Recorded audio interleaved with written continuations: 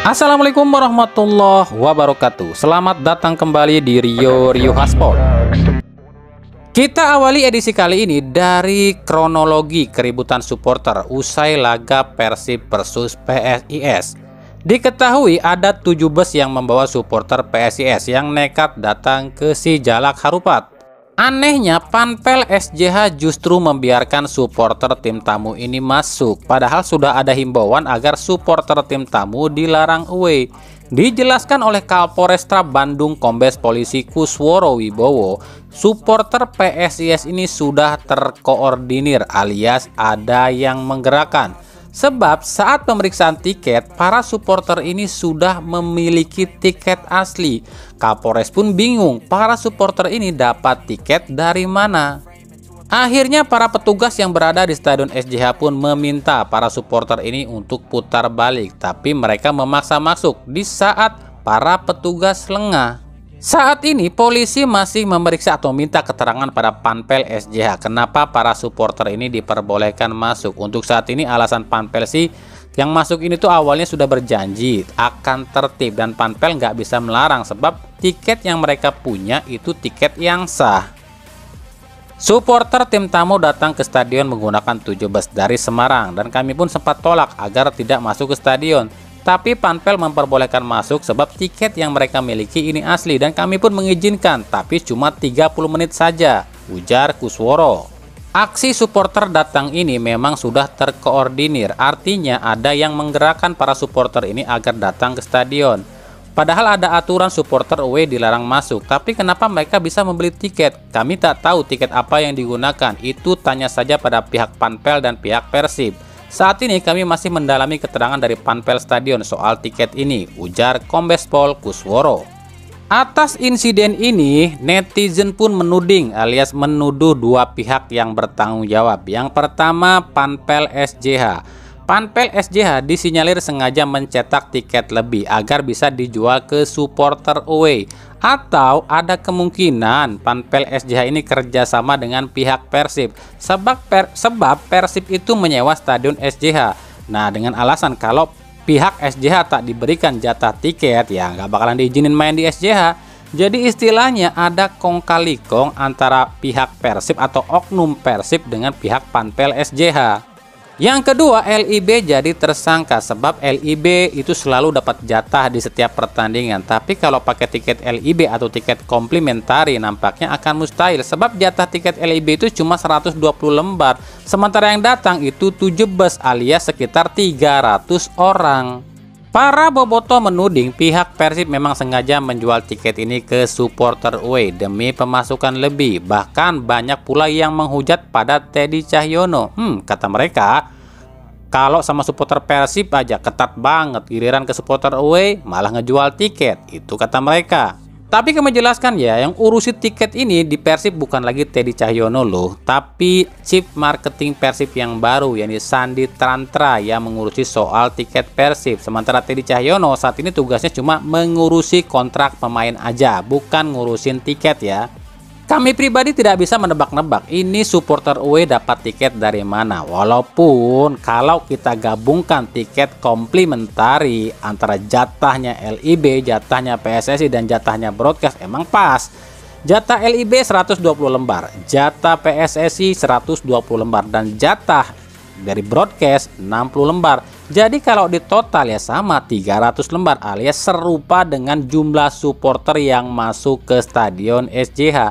Tapi kami pribadi tetap memastikan ini cuma asumsi atau kemungkinan aja dan kami nggak mau menuduh-nuduh lo ya.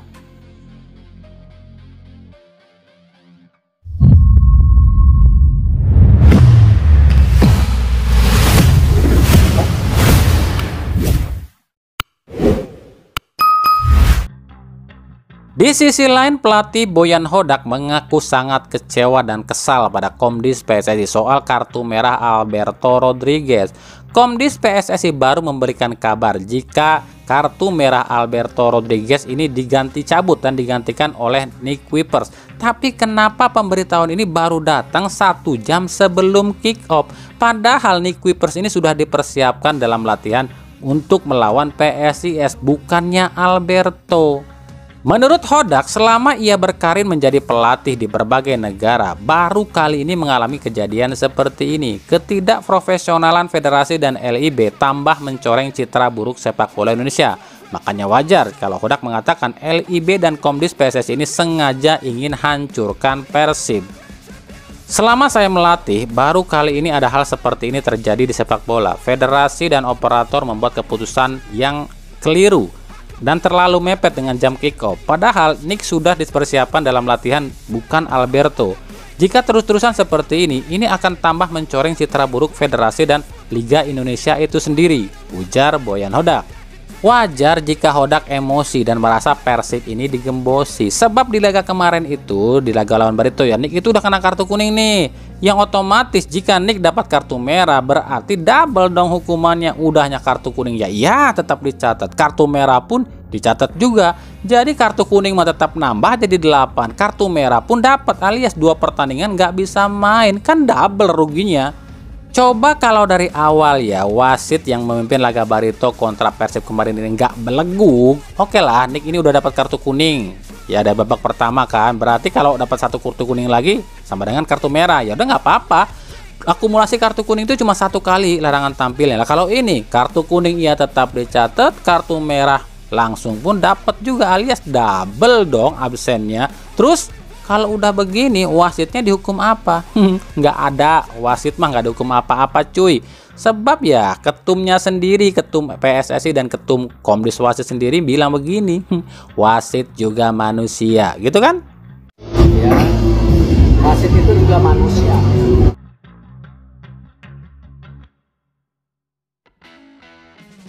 Dari PSIS, pihak PSIS resmi melaporkan striker Persib David Da Silva ke LIB dan juga Komdis PSSI. Lah, emangnya kenapa ya? Pihak PSIS menilai David Da Silva sudah melakukan tindakan penghinaan pada pemain PSIS Adi Satrio, yakni saat David Da Silva lakukan selebrasi goyang pinggul. Ini videonya. Nah, DDS ini dianggap mengolok-olok kiper PSIS sebab DDS ini dianggapnya kesal nih sama Adi Satrio yang pernah membuat Arsan Makarin ini cedera saat pertemuan pertama kemarin. Gitu katanya. Nah, gimana kalau menurut kalian? Ini tuh cuma selebrasi atau emang ada unsur kesengajaan nih? Dari Persija Jakarta, Persija dikabarkan akan menarik kembali atau memulangkan Rezaldi Hehanussa dari Persib. Penampilan apik bule bersama Persib dan kurangnya stok bek kiri di Persija menjadi alasan Persija ingin memulangkan Rezaldi. Dengan embel-embel duo Hehanussa yakni Hamra dan Rezaldi akan digabungkan lagi oleh Persija.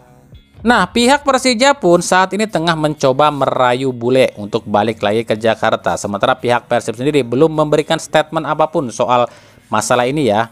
Sebab ya bule ini masih ada kontrak di Persib sampai 2026. Buat Persija, kalau menurut aneh pribadi nih, mending kagak usah deh daripada ntar dibilang alah kemarin aja disia-siain. Giliran dipoles tim lain terus gacor pengen lagi. Yang mending jangan deh. Cari aja pemain lain, kan masih banyak tuh yang lebih bagus daripada Rezaldi, ya kagak?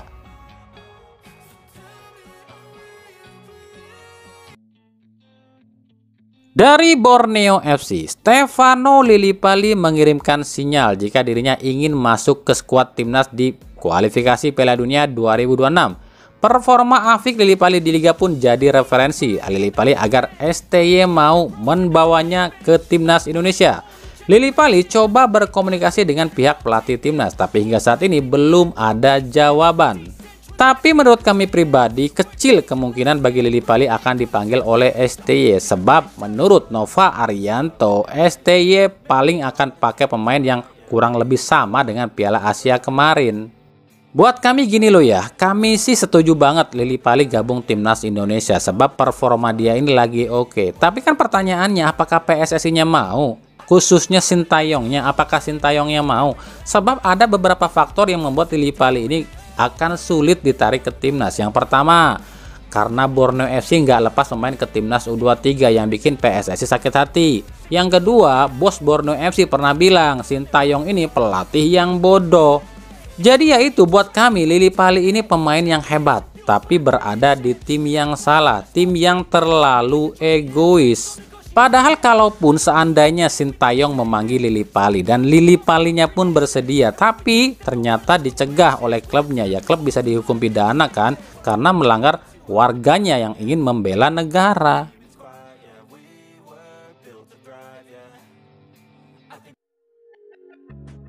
Dari Persik Kediri, bos utama Persik Kediri Arthur Irawan resmi mengajukan CV pada Sintayong dan membuka keinginan untuk kembali ke timnas Indonesia. Menurut Arthur, dirinya selalu siap jika Sintayong membutuhkan pemain lokal. Kalau Sintayong sedang membutuhkan pemain lokal, saya siap bermain demi timnas, ujar Arthur. Lah piye to iki? Lawang sampean aja belum kirimkan pemain ke timnas U23 kok yang diminta Sintayong. Kirimkan dulu dong Jan Kelly Schroyer dan Supriyadi ke timnas U23. Tapi kalau udah dikirimkan ternyata nggak dipilih sama Sintayong, ya ojo nesu, ngono loh.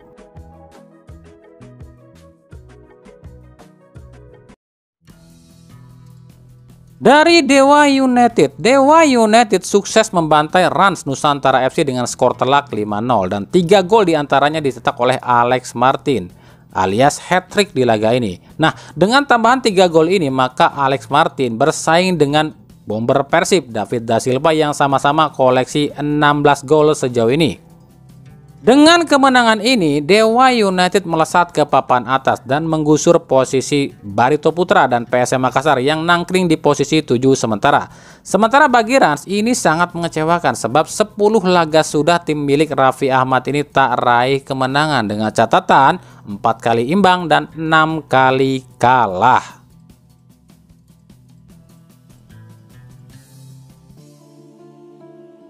PSSI makin kesini kok makin kesono ya. Jelang diterapkannya VAR di Liga 1, PSSI ngebut ngejar setoran cuy. Sejumlah wasit kontroversi pun kembali dipanggil oleh PSSI untuk memimpin pertandingan Liga 1. Padahal wasit-wasit ini sebelumnya udah dinyatakan gak lolos loh oleh instruktur asal Jepang. Ada 10 wasit yang kemarin gak lolos seleksi justru dipanggil lagi oleh PSSI. Mereka adalah Dwi Susilo asal Jakarta, Muhammad Adung asal Jakarta, Oki Dwi Purba asal Jawa Barat, Iwan Sukoco asal Jawa Timur, Juhandri Setiana asal Kalimantan Barat, Ruli Ruslin Tambuntina asal Jawa Timur, Bardan Landihai asal Kalimantan Barat, Tabrani asal Jawa Timur, M. Kisvan asal Jakarta, Nusur Fadila asal Jakarta, dan tentu saja wasit kesayangan kita semua, Farik Hitaba asal Jogja. Ada ngebet amat yang ngejar setoran, yang diambil wasit raja kartu semua cuy. Dah buset, emang mau ngejar setoran berapa sih? 1M, 10M gitu. Ada, katanya mau bersih, katanya mau maju. Mana buktinya? Pret.